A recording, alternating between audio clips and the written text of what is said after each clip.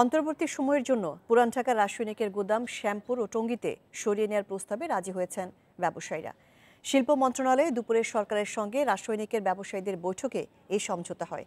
স্থানান্তরের প্রক্রিয়া শিগগিরই শুরু হবে বলে জানিয়েছেন শিল্প সচিব মোহাম্মদ আব্দুল হালিম।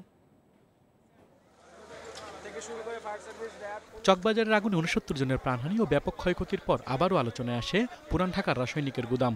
বিপুল রাসায়নিক ও দাহ্য পদার্থের কারণে চুরিহাট্টার ওয়াহিদ মঞ্জিলের আগুন নেভাতে বেগ পেতে হয় ফায়ার সার্ভিসের।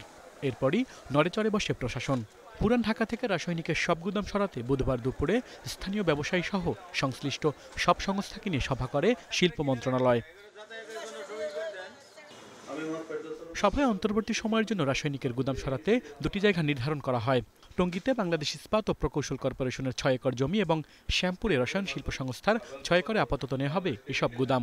পরে তা সরানো হবে সরকারের ঠিক করা স্থায়ী জমিতে। যত ধরনের টেকনিক্যাল কাজ রয়েছে যাতে এটা সম্পন্ন করে কাজ শুরু করা হবে। এরপরে যত অফিসিয়াল পদ্ধতি ইত্যাদি সরকারের যত অ্যাপ্রুভাল ইত্যাদি নেওয়া লাগে আমরা সেই বিষয়গুলো নিয়ে যত দ্রুত সম্ভব আমরা ওনাদেরকে জায়গা দেব। সরকারের উদ্যোগকে স্বাগত জানিয়েছেন রাসায়নিক ব্যবসায়ীরা। মজুদ সরানোর আগে যাতে হয়রানি করা না হয় সেদিকে নজর রাখার আহ্বানও জানিয়েছেন তারা।